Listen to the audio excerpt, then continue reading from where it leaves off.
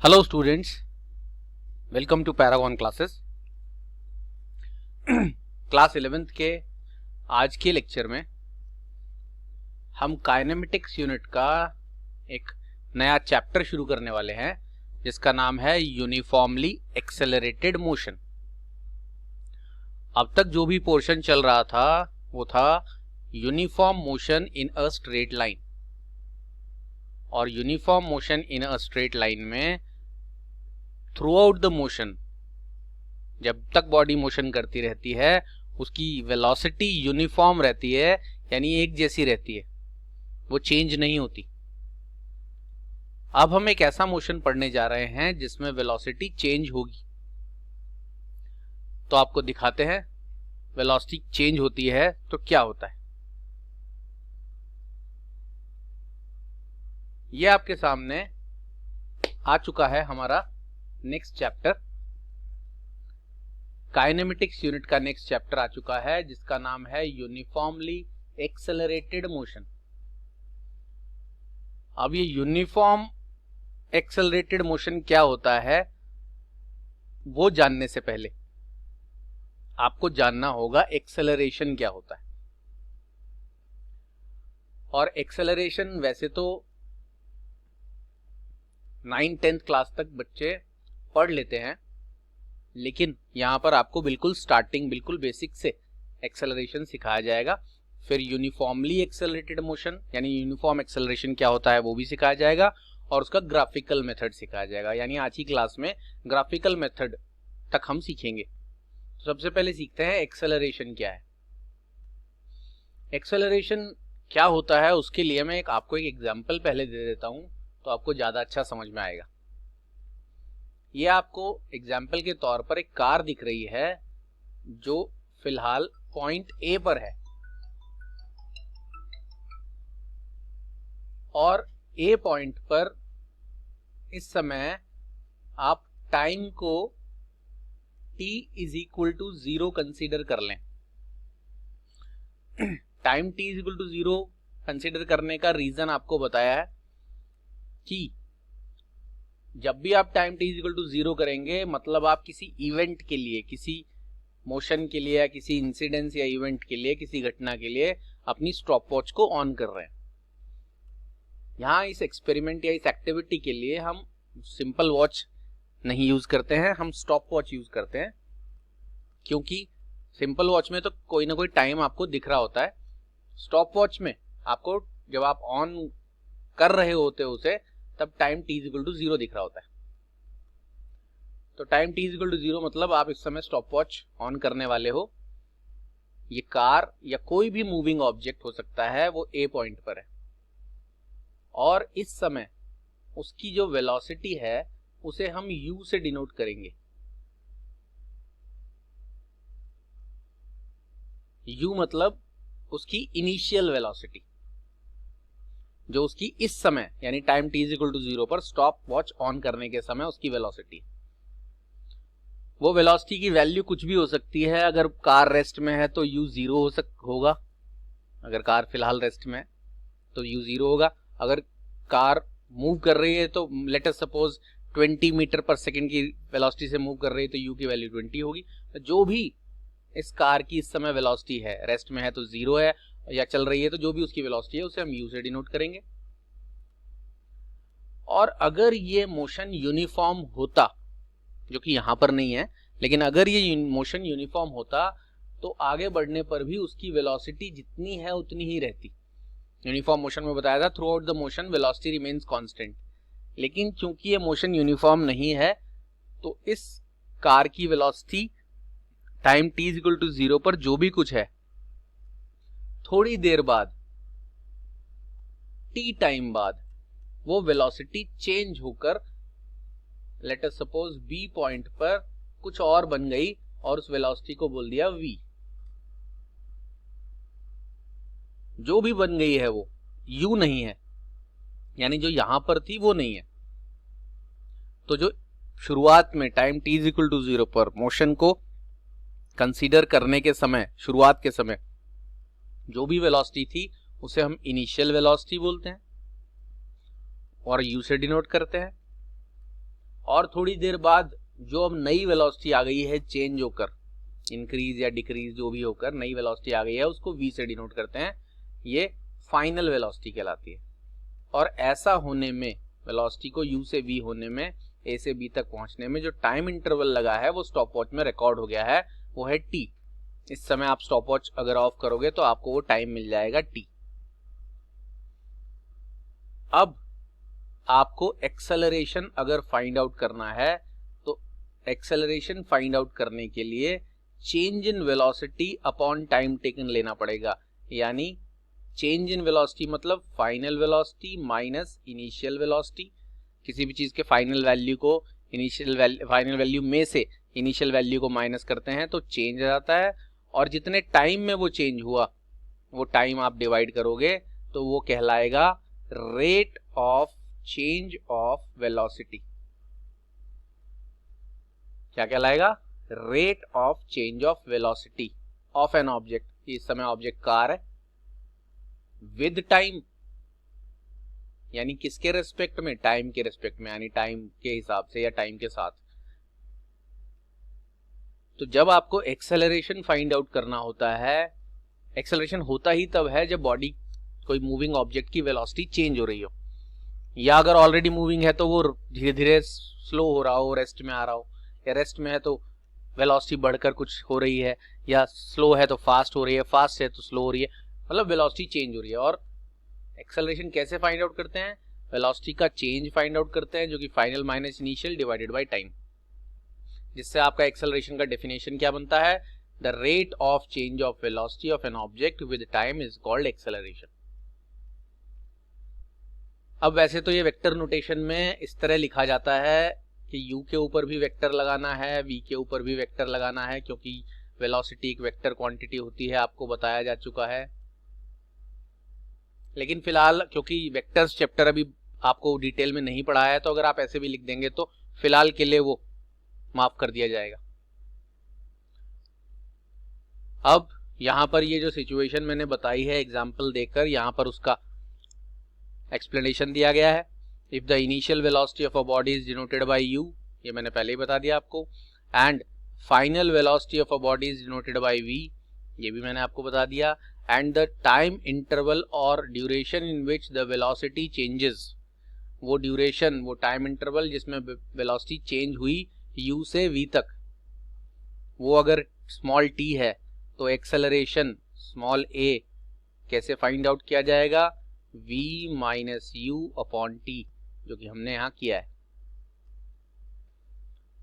और ये vector quantity है वो तो आपको बता ही दिया। SI यूनिट, SI यूनिट के लिए आपको यहां एक्सप्लेनेशन दिखा देता हूं।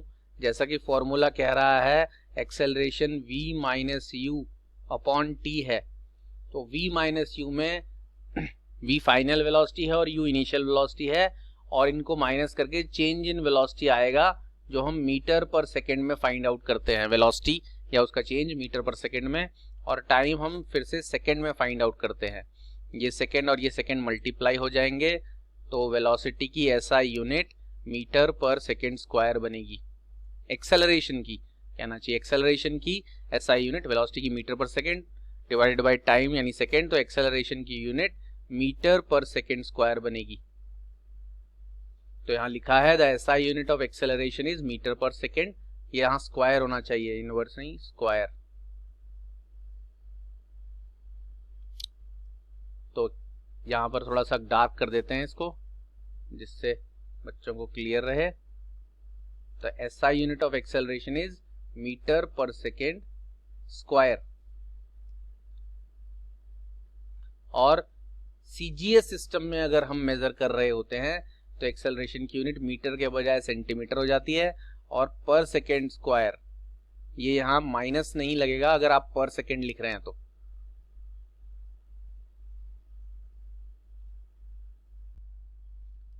वेलोसिटी या उसका चेंज मीटर पर सेकेंड में आता है, और टाइमिंग जैसा कि आप देख रहे हैं वो सेकेंड्स में आता है। तो वेलोसिटी के लिए आप मीटर पर सेकेंड लिख चुके हैं, टाइम के लिए सेकेंड लिख चुके हैं, ये सेकेंड से सेकेंड यहाँ पर मल्टीप्लाई होगा, तो आपके पास एक्सेलरेशन की SI यूनिट बन जाएगी मीटर पर सेकेंड स्क्वायर। जो कि यहाँ पर नीचे लिखा भी है, the SI unit of acceleration is metre per second square. और यही एक्सेलरेशन की यूनिट अगर हमें CGS सिस्टम में लिखनी होगी तो CGS में मीटर के जगह सेंटीमीटर आ जाता है, टाइम सेकेंड में रहता है, तो CGS unit of acceleration is centimetre पर सेकेंड स्क्वायर आपकी बन जाएगी। तो ये आपका एक्सेलरेशन क्या होता है, उसका फॉर्मूला कैसे फाइंड आउट करते हैं, उसका SI यूनिट, ये सारी बातें इस पोर्शन में आपकी क्लियर हो चुकी हैं। अब हम चलते हैं एक्सेलरेशन के बारे में नेक्स्ट एक इंपॉर्टेंट चीज को फाइंड आउट करते हैं और समझते हैं। तो एक्सेलरेशन का डेफिनेशन, उसका फॉर्मूला, यूनिट सीखने के बाद आपको ये तो बताया ही दिया था कि acceleration is a vector quantity. और क्यों वेक्टर क्वांटिटी है, क्योंकि अभी आपको बताया एक्सेलरेशन का फॉर्मूला होता है v minus u divided by t, और चूंकि वेलोसिटी वेक्टर है तो एक्सेलरेशन भी वेक्टर होगा। ये आपको डिटेल में पढ़ाया जाएगा कि जब किसी वेक्टर को स्केलर क्वांटिटी से डिवाइड या मल्टीप्लाई करते हैं तो आंसर वेक्टर ही आता है। एक्सेलरेशन के बारे में जो नेक्स्ट इंपॉर्टेंट बात आपको जाननी चाहिए कि एक्सेलरेशन दो टाइप का होता है, पॉजिटिव और नेगेटिव। पहले हम पॉजिटिव एक्सेलरेशन जान लेते हैं। एग्जाम्पल के तौर पे यहाँ जो वेलोसिटी थी बॉडी की, इसी एग्जाम्पल को लेते हैं, t इज इक्वल टू 0 पर अगर ये velocity let us suppose u is equal to 5 metre per second होती और थोड़े समय बाद, t समय बाद, वेलोसिटी फाइनल जो है वो 20 मीटर पर सेकेंड हो जाती, तो जब आप एक्सेलरेशन निकालते और t जो टाइम हुआ है उसको हम लेट अस सपोज ले लेते हैं, टाइम हो गया है हमारा 10 सेकेंड्स। तो इस एग्जाम्पल में ये कहा जा रहा है कि time t is equal to 0 पर, यानी इनिशियली बॉडी की वेलोसिटी 5 मीटर पर सेकेंड थी और 10 सेकेंड्स बीतने पर जो उसकी फाइनल वेलोसिटी हो गई वो 20 मीटर पर सेकेंड हो गई। तब हम अगर एक्सेलरेशन फाइंड आउट करते यूजिंग दिस फॉर्मूला, उसका वैल्यू फाइंड आउट करते, तो v minus u final velocity minus initial velocity divided by time लिखते, तो आपका 20 माइनस 5 15 अपॉन 10, यानी एक्सेलरेशन आता 1.5 मीटर पर सेकेंड स्क्वायर। और देख रहे हैं आप ये पॉजिटिव में आ रहा है।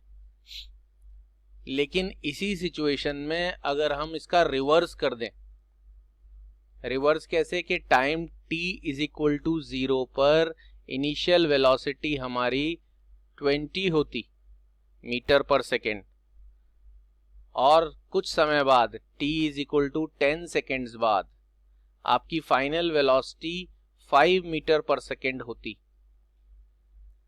एक्सेलरेशन तो वेलोसिटी बढ़ने को भी कह सकते हैं, क्योंकि चेंज जो है वेलोसिटी का, एक्सेलरेशन क्या होता है, rate of change of velocity with time. तो चेंज का मतलब वेलोसिटी इंक्रीज भी हो सकती है और डिक्रीज भी हो सकती है। तो इंक्रीज होने पर एक्सेलरेशन आपने ये कैलकुलेट कर दिया। अगर यही same situation, same car initial velocity 20 से चलते हुए 10 सेकेंड बाद धीरे धीरे रुकते रुकते उसकी स्पीड कम होते होते 5 मीटर पर सेकेंड हो जाती, तो एक्सेलरेशन आप फाइंड आउट करते, फाइनल वेलोसिटी अब की बार 5 मीटर पर सेकेंड है, इनिशियल वेलोसिटी अब की बार 20 मीटर पर सेकेंड है, टाइम 10 सेकेंड लगा है, तो ये आपके पास आंसर आता -15 अपॉन 10, यानी आपका एक्सेलरेशन हो जाता -1.5 मीटर पर सेकेंड स्क्वायर। तो एक्सेलरेशन पॉजिटिव होता है अगर किसी मूविंग ऑब्जेक्ट की वेलोसिटी इंक्रीज हो रही हो, और एक्सेलरेशन नेगेटिव आ जाता है अगर मूविंग ऑब्जेक्ट की वेलोसिटी डिक्रीज हो रही हो, जैसा इसमें हो रहा है। If the velocity of an object decreases with time, its acceleration is negative. It is also called, ये वर्ड जरूर याद रखें, रिटार्डेशन। नेगेटिव एक्सेलरेशन को एक और नाम से पुकारा जाता है जिसका नाम होता है रिटार्डेशन। और पॉजिटिव एक्सेलरेशन को तो सिर्फ एक्सेलरेशन कहते हैं। यहां लिखा है if the velocity of an object increases with time it's acceleration is positive, और उसे एक्सेलरेशन ही कहते हैं। तो आपका एक्सेलरेशन पॉजिटिव भी हो सकता है, नेगेटिव भी। कब होता है पॉजिटिव, कब होता है नेगेटिव, वो भी आप समझ गए हैं। तो एक्सेलरेशन के बारे में पूरी जानकारी आपको दे दी गई है। अब आपको एक्सेलरेशन सीखने के बाद यूनिफॉर्मली एक्सेलरेटेड मोशन क्या होता है वो सिखाया जाएगा, और उसका ग्राफिकल रिप्रेजेंटेशन भी सिखाया जाएगा। तो चलते हैं हम यूनिफॉर्मली एक्सेलरेटेड मोशन अपने नेक्स्ट टॉपिक पर। आज हम आपको ग्राफिकल पूरा रिप्रेजेंटेशन तक सिखा देंगे।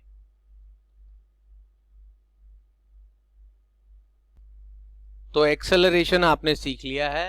एक्सेलरेशन सीखने के बाद आपको दिखाते हैं यूनिफॉर्म एक्सेलरेशन क्या होता है, जिसको हम यूनिफॉर्मली एक्सेलरेटेड मोशन कहते हैं। तो मैंने आपको सामने दिखाया है एक डायग्राम जिसमें आपको बहुत सारी कार्स दिखाई दे रही हैं, लेकिन ये अलग अलग कार्स नहीं है, ये एक ही कार है जो आपको एक रोड पर जाती हुई दिखाई दे रही है मोशन में। और इस समय मैं एग्जाम्पल के तौर पे आपको यूनिफॉर्मली एक्सेलरेटेड मोशन समझा रहा हूं एक सिचुएशन बताकर। ये जो फर्स्ट पोजीशन है कार की ए, इस समय time t is equal to 0 है, और लेट अस सपोज कार की स्पीड जो है वो 5 मीटर पर सेकेंड है। स्ट्रेट लाइन में अगर कोई मोशन हो रहा है तो डिस्टेंस डिस्प्लेसमेंट सेम होता है और स्पीड और वेलोसिटी भी सेम होती है। जब डायरेक्शन बदलता है तब दोनों में फर्क आता है। तो कार की इस समय वेलोसिटी 5 मीटर पर सेकेंड है, ए पॉइंट पर time t is equal to 0 है। हमने यहां स्टॉप वॉच ऑन किया, इसका मतलब t is equal to 2 seconds, यानी 2 सेकेंड बाद, टाइम शुरू होने के 2 सेकेंड बाद लेट अस सपोज कार की स्पीड हो जाती है 10 मीटर पर सेकेंड। क्योंकि एक्सेलरेशन है तो स्पीड तो बढ़ेगी या कम होगी, लेकिन यहां हम बढ़ने वाला केस ले रहे हैं, सेम नहीं रहनी चाहिए। t is equal to 4 seconds बाद, यानी और 2 सेकेंड बीतने के बाद, हर बार 0 से 2 सेकेंड, 2 से 4 हो गए तो 2 सेकेंड और बीत गए, कार की वेलोसिटी हो जाती है 15 metre per second. t is equal to 6 second पर, यानी 2 सेकेंड और बीत गए, कार की वेलोसिटी हो जाती है 20 मीटर पर सेकेंड। ऐसा मैं आपको एक सिचुएशन, एक केस कंसीडर करके बता रहा हूं। और t is equal to 8 seconds हो गए और कार की वेलोसिटी हो जाती है 25 मीटर पर सेकेंड अगर, और t is equal to 10 seconds हो गए और कार की वेलोसिटी हो जाती है 30 मीटर पर सेकेंड। तो 5 से 10, 10 से 15, 15 से 20, 20 से 25, 25 से 30, ऐसे कार की स्पीड बढ़ती जा रही है। और जो स्पीड बढ़ने का आप देख रहे हो,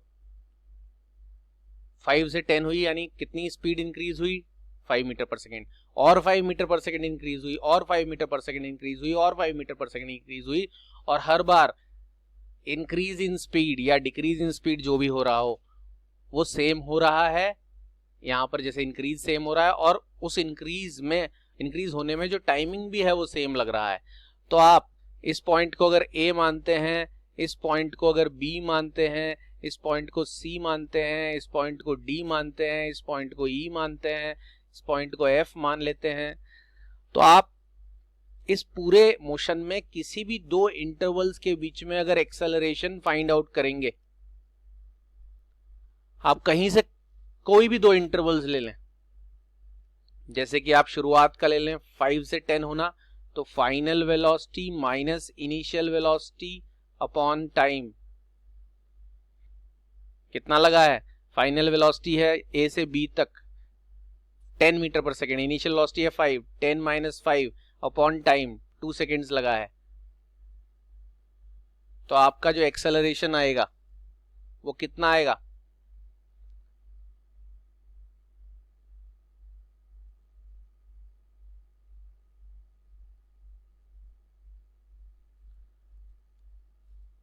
टेन माइनस 5 आएगा डिवाइडेड बाई 2। और ऐसे आप कहीं पर भी मान लें डी से ई तक के बीच का एक्सेलरेशन मालूम करना है,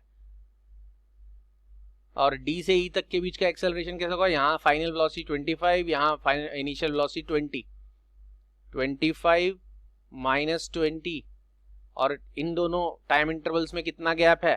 2 सेकेंड्स का। फिर से 5/2 यानी 2.5 मीटर पर सेकेंड स्क्वायर आएगा। और ऐसे आप कोई भी बीच के दो इंटरवल्स का ही नहीं, आप स्टार्टिंग से लेके एंड तक का पूरा एक्सेलरेशन एक साथ अगर निकालना चाहें तो वो एक्सेलरेशन आपके पास कितना आएगा? एक्सेलरेशन आएगा ये final velocity 30 minus initial velocity 5 divided by यहां से यहां तक पूरा टाइम इंटरवल कितना लगा है? 10 सेकेंड्स। कितना आएगा? 30 minus 5 25 divided by 10 is equal to 2.5 metre per second square. तो ऐसा एक मोशन जिसमें बॉडी की जो स्पीड, जिसको हम यहां पर वेलोसिटी बोलते हैं क्योंकि स्ट्रेट लाइन में स्पीड वेलोसिटी सेम रहती है, बॉडी की इंक्रीज इन वेलोसिटी या decrease in velocity same rate से हो, यानी equal change in velocity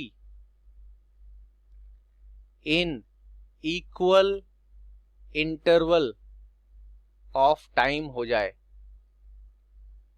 equal change in velocity, her bar change भी इक्वल हो रहा है और टाइमिंग भी उसमें इक्वल लग रहा है, तो ऐसे मोशन को यूनिफॉर्मली एक्सेलरेटेड मोशन कहते हैं। अब आपकी स्पीड यूनिफॉर्म नहीं है, यूनिफॉर्म का मतलब एक जैसा होता है, यूनिफॉर्म स्पीड रहती है यानी स्पीड इंक्रीज डिक्रीज नहीं होती, equal displacement in equal interval of time होता है, तो uniform motion in a straight line होता है। अब आपका स्पीड नहीं, स्पीड चेंज हो रहा है लेकिन एक्सेलरेशन आपका एक जैसा है, पूरे इंटरवल में सब जगह निकाल लो एक जैसा आएगा।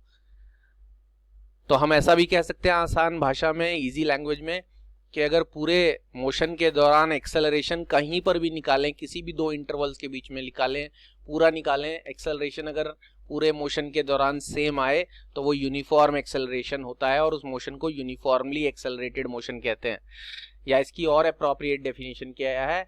If a body has equal change in velocity in equal interval of time, her bar change in velocity भी सेम है और टाइम इंटरवल ऐसा होने में जो हो रहा है, लग रहा है, वो सेम है, तो उस मोशन को कहते हैं यूनिफॉर्मली एक्सेलरेटेड मोशन। तो ऐसा कोई भी मोशन जिसमें कांस्टेंट रेट से वेलोसिटी या तो इंक्रीज हो रही हो या कांस्टेंट रेट से वेलोसिटी डिक्रीज हो रही हो, वेलोसिटी के इंक्रीज होने का टाइमिंग भी हर बार सेम हो और वेलोसिटी के डिक्रीज होने का टाइमिंग भी हर बार सेम हो, ऐसे मोशन को यूनिफॉर्मली एक्सेलरेटेड मोशन कहा जाता है। अब आपको बस जो आज के लिए लास्ट चीज सीखनी है वो सीखनी है कि यूनिफॉर्मली एक्सेलरेटेड मोशन का ग्राफ कैसे बनता है, यानी graphical representation of uniformly accelerated motion. तो हम आपको इसी सिचुएशन का, यही सेम कार एक जगह से दूसरी जगह जा रही है और उसकी स्पीड लगातार बढ़ रही है, तो उसे ग्राफिकली कैसे शो करेंगे उसका ही आपको ग्राफिकल रिप्रेजेंटेशन सिखा देते हैं, जिससे आपको बहुत अच्छी तरह क्लियर हो जाएगा। और इसमें आप पहले से ही ये चीज जान चुके हो कि बॉडी की स्पीड t=0 पर 5 थी, 2 सेकेंड्स बाद 10 हुई, 4 सेकेंड्स बाद 15 हुई, 6 सेकेंड्स बाद 20 हुई। ये सिचुएशन आपको याद हो गई है। पूरे सिचुएशन में हर जगह आपका एक्सेलरेशन कितना आ रहा था? 2.5, ये भी आपको याद हो गया। तो यही चीज अगर ग्राफिकली शो की जाएगी तो कैसे शो की जाएगी वो हम आपको दिखाते हैं।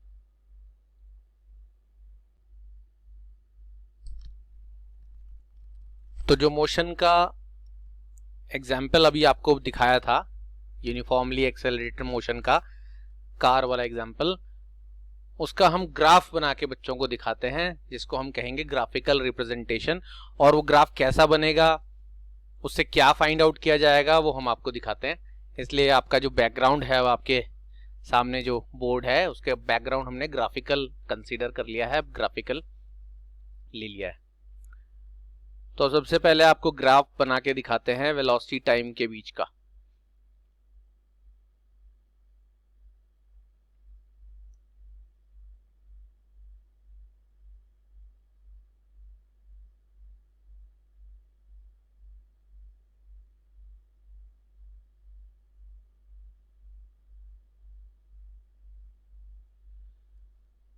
अब ये ग्राफ मैंने बताया था, जब भी आपको ग्राफ बनाने को कहा जाए आप ये सबसे पहले पता करोगे किस किस के बीच का ग्राफ बन रहा है। तो हम ये ग्राफ बना रहे हैं, कौन सा, वेलोसिटी टाइम ग्राफ।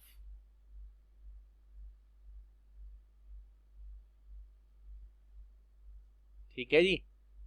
तो आप वेलोसिटी टाइम ग्राफ जब बना रहे हो तो यहां आप वेलोसिटी लेंगे और इस एक्सिस पर मैंने बताया था हमेशा टाइम लेते हैं।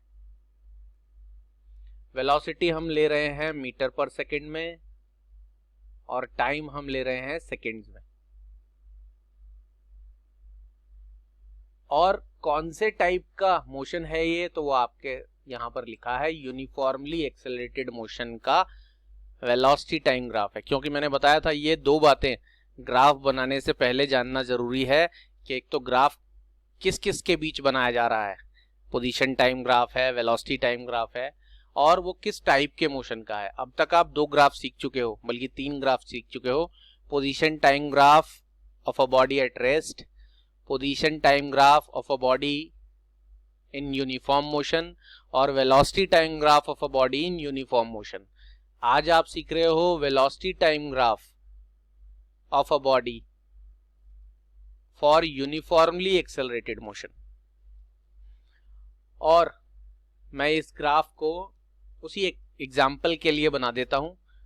तो यहां पर आपका ये 0 मैंने बनाया, यहां से टाइम स्टार्ट होगा सेकेंड्स में, तो ये आपका 2 सेकेंड्स, ये 4 सेकेंड्स, मैं मार्किंग लिख दे रहा हूं क्योंकि यही इंटरवल्स उस मोशन में हमने कंसीडर किए थे।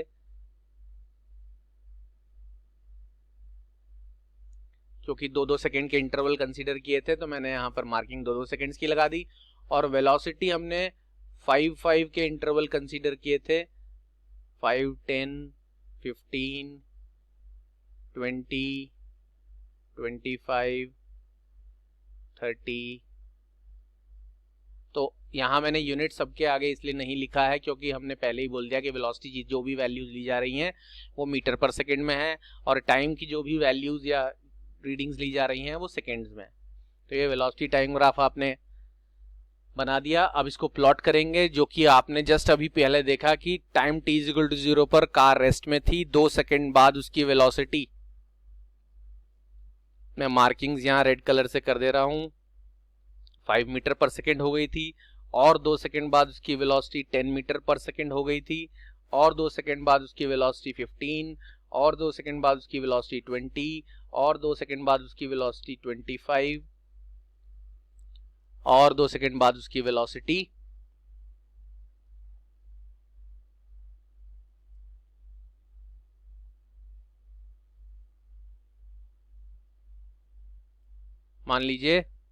30 हो गई है। तो हमने एक ऐसा मोशन कंसीडर कर लिया जिसमें स्टार्टिंग में बॉडी का वेलोसिटी 0 था, 2 सेकेंड बाद 5, 10, 15 इस रेट से वेलोसिटी बढ़ती जा रही है। हर 2 सेकेंड बाद velocity 5 metre per second increase हो रही है। अब आप ये मार्किंग्स लगाने के बाद जब ये ग्राफ को प्लॉट करेंगे, तो ग्राफ को मैं प्लॉट करता हूं। कैसे प्लॉट करते हैं ग्राफ को, आप इन सारे मार्किंग्स को कंबाइन कर देते हैं एक लाइन से, जो कि मैंने कर दिया है। तो जैसे ही आप इनको एक लाइन से कंबाइन करेंगे तो ये ग्राफ आपको जो मिल जाएगा, देखने पर साफ पता चल रहा है ये ग्राफ एक स्ट्रेट लाइन होगा।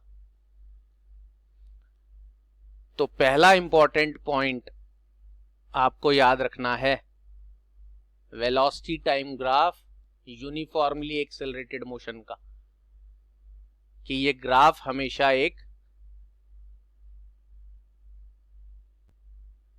स्ट्रेट लाइन आएगा,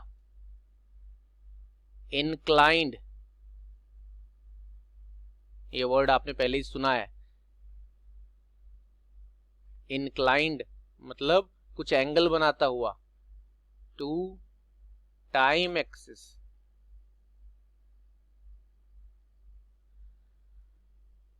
क्या मतलब है इंक्लाइंड टू टाइम एक्सिस का?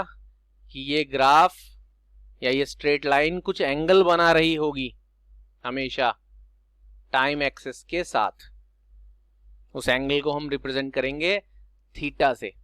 तो पहली इंपॉर्टेंट पॉइंट आपको याद रखनी है कि velocity time graph of a body for uniformly accelerated motion is always a straight line inclined to time axis. Time axis के साथ कुछ एंगल बनाता हुआ होगा। दूसरा इंपॉर्टेंट पॉइंट जो आपको याद रखना है, क्या है वो पॉइंट? आप किसी भी एक जगह से, यहां से, यहां से, यहां से, कहीं से भी अगर एक स्ट्रेट लाइन नीचे ड्रॉप कर देंगे,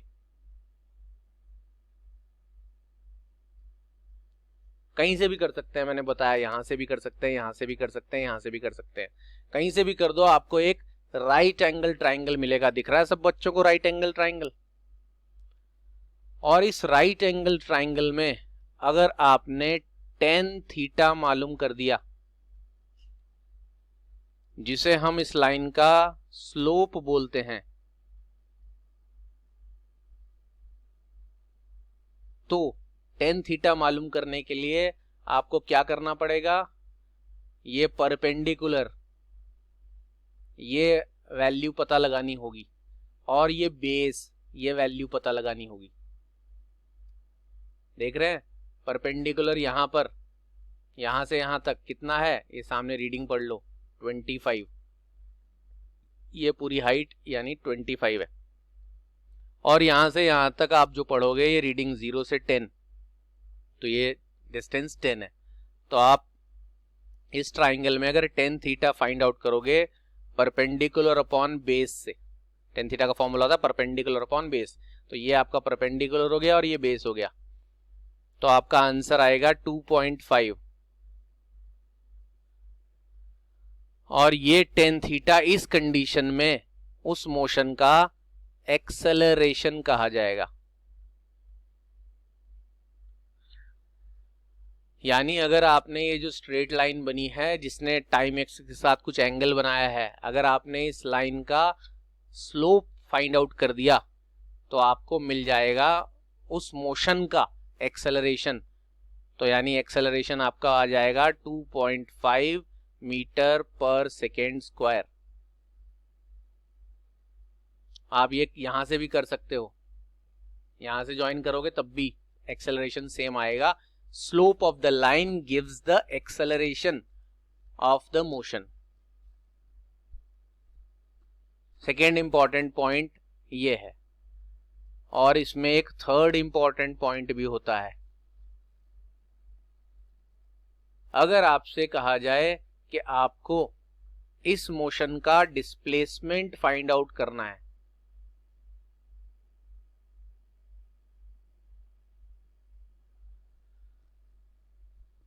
और बॉडी मोशन में है तो कुछ डिस्प्लेसमेंट किया होगा, और वो डिस्प्लेसमेंट फाइंड आउट करने के लिए आपको गिवन होगा between two intervals. Between two intervals मतलब suppose let between 4 second and 10 second, ऐसे कोई भी दो इंटरवल्स आपको पक्का गिवन होंगे। बिना इंटरवल्स गिवन हुए डिस्प्लेसमेंट नहीं पूछा जा सकता। तो 4 सेकेंड और 10 सेकेंड, 0 से 10, 2 से 12, कुछ भी, कोई भी दो इंटरवल्स आपको जो दिए गए होंगे, आप सबसे पहले उन दोनों इंटरवल्स को नीचे की लाइन से ज्वाइन कर देना। जैसे यहां ज्वाइन कर दिया मैंने। अगर 0 से 10 दिया होता तो 0 तो पहले यहां ज्वाइन है, कुछ करने की जरूरत नहीं, सिर्फ 10 वाले को यहां ज्वाइन करना होता। और जैसे आप ज्वाइन करोगे, 0 से 10 दिया होता तो आपके पास ये पूरा ट्राइंगल आता। अगर 4 से 10 दिया है तो अब आपके पास ट्राइंगल नहीं, क्या आया है, क्या है ये, दिख रहा है बच्चों को? थोड़ा अच्छा बना दें।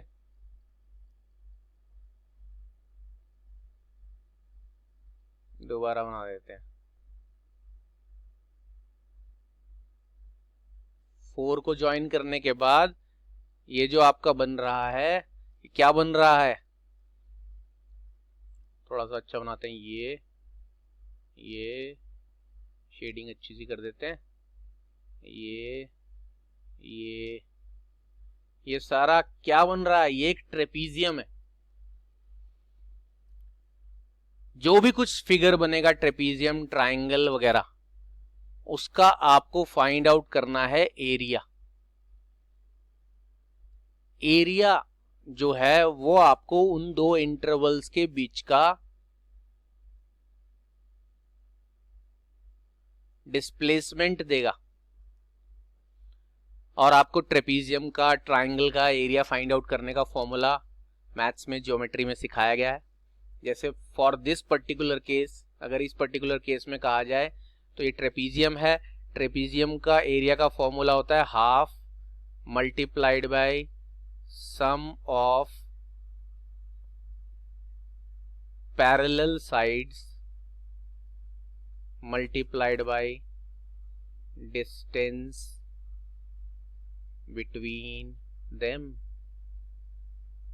ये फॉर्मूला आपको पढ़ाया जाता है। और ट्राइंगल बनता, जैसे 0 से लेके 10 तक करते तो ये पूरा ट्राइंगल बनता।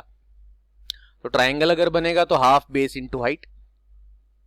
अब आप यहां पर करोगे जैसे, तो 1/2 तो ऐसे ही लिखोगे। सम ऑफ पैरेलल साइड्स, तो आप देखो ये दोनों, ये देख रहे हैं, मैं मार्क लगा रहा हूं, ये यहां से लेके यहां तक एक पैरेलल साइड तो ये हो गई, और यहां से लेके यहां तक एक पैरेलल साइड ये हो गई। ये पैरेलल साइड कितनी है, इसकी हाइट देखो यहां से यहां तक कितनी है, 10, सामने पढ़ने पर आ रही है 10। तो एक हाइट आपने 10 लिख ली, प्लस ये हाइट कितनी है, अभी पर पढ़ा है हमने 25, 10 plus 25 multiplied by distance between them. अब इनके बीच का डिस्टेंस वो यहां से यहां तक का डिस्टेंस है। पढ़ने में देखें, 4 से 10 के बीच का डिस्टेंस 2 + 2 + 2 कितना हो गया, यहां से यहां तक का डिस्टेंस 6, ये 6 हो गया। जब आप इसको सॉल्व करोगे तो 25 + 10 35 आएगा, और यहां से ये 2 से ये 3 कैंसिल हो जाएगा। 35 × 3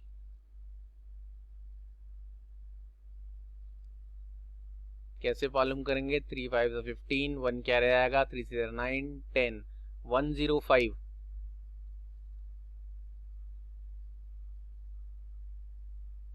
मीटर्स में लेंगे। एरिया मीटर स्क्वायर में आता है, लेकिन ये एरिया रिप्रेजेंट किसको कर रहा है, डिस्प्लेसमेंट को। डिस्प्लेसमेंट आता है मीटर्स में। 105 मीटर्स डिस्प्लेसमेंट किया होगा इस बॉडी ने 4 सेकेंड से लेके 10 सेकेंड के बीच में।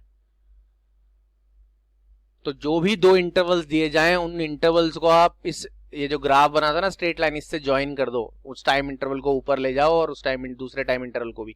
जो भी फिगर बने उस फिगर के अंदर का एरिया फाइंड आउट कर दो। ट्रेपीजियम, ट्राइंगल ही कुछ बनेगा और कुछ नहीं बन सकता। तो उसका एरिया फाइंड आउट करना आपको आता है। तो आप एरिया फाइंड आउट करोगे, आपको डिस्प्लेसमेंट मिलेगा। स्लोप फाइंड आउट करोगे, आपको वेलोसिटी मिलेगी। अब तक जो आपने ग्राफ सीखे उनसे आपको एक ही चीज मिलती थी। ध्यान करेंगे, अगर पिछला या लेक्चर देख लें चाहें तो, आप यूनिफॉर्म मोशन में डिस्प्लेसमेंट टाइम ग्राफ बनाते थे, xt ग्राफ बनाते थे, तो आपको उससे वेलोसिटी मिल सकती थी, और vt ग्राफ बनाते थे तो आपको उससे डिस्प्लेसमेंट मिल सकता था। लेकिन यहां आप एक ही ग्राफ से एक्सेलरेशन भी मालूम कर सकते हो और डिस्प्लेसमेंट भी। और एक्सेलरेशन मालूम करने के लिए आपको क्या मालूम करना पड़ता है, ग्राफ का या लाइन का स्लोप। और डिस्प्लेसमेंट मालूम करने के लिए आपको क्या मालूम करना पड़ता है, उन दो इंटरवल्स के बीच में जो एरिया एनक्लोज किया गया है। तो यहां तक इस चैप्टर में यूनिफॉर्मली एक्सेलरेटेड मोशन में आपने एक्सेलरेशन सीख लिया, उसके टाइप सीख लिए, फॉर्मूला सीख लिया, यूनिट सीख लिया, नेगेटिव पॉजिटिव एक्सेलरेशन सीख लिया, यूनिफॉर्म एक्सेलरेशन क्या होता है वो सीख लिया है, और यूनिफॉर्मली एक्सेलरेटेड मोशन का ग्राफ भी सीख लिया। उस ग्राफ से क्या क्या चीज फाइंड आउट करते हैं वो भी सीख लिया। तो ये हमारा लेक्चर आज का यहां पर फिनिश करते हैं। नेक्स्ट लेक्चर में यूनिफॉर्मली एक्सेलरेटेड मोशन के आगे के पोर्शन कंटिन्यू करेंगे, जिसमें आपको इक्वेशंस ऑफ मोशन वगैरह पढ़ाया जाएगा। तब तक के लिए आपको क्वेश्चन सेंड किए जाएंगे। जो बच्चे अभी भी मुझे कॉल नहीं कर रहे हैं और क्वेश्चन सेंड नहीं कर रहे हैं, तो उनको आगे प्रॉब्लम हो सकती है। कोर्स आगे जितना ज़्यादा पेंडिंग होता जाएगा, न्यूमेरिकल प्रॉब्लम्स वगैरह करने में उतनी दिक्कत आएगी। कुछ बच्चे कहने के बाद भी मुझसे कॉल पर या मैसेज पर कांटेक्ट में नहीं है, तो वो बच्चे जो लेक्चर्स देख रहे हैं फिर भी कांटेक्ट नहीं कर रहे हैं, प्लीज़ कांटेक्ट करें। जो नहीं देख रहे हैं उन तक तो ये मैसेज खैर पहुंच ही नहीं पाएगा। चलिए फिर मुलाकात होती है नेक्स्ट लेक्चर में। तब तक के लिए good bye and take care. अगले लेक्चर में हम यूनिफॉर्मली एक्सेलरेटेड मोशन को आगे कंटिन्यू करेंगे।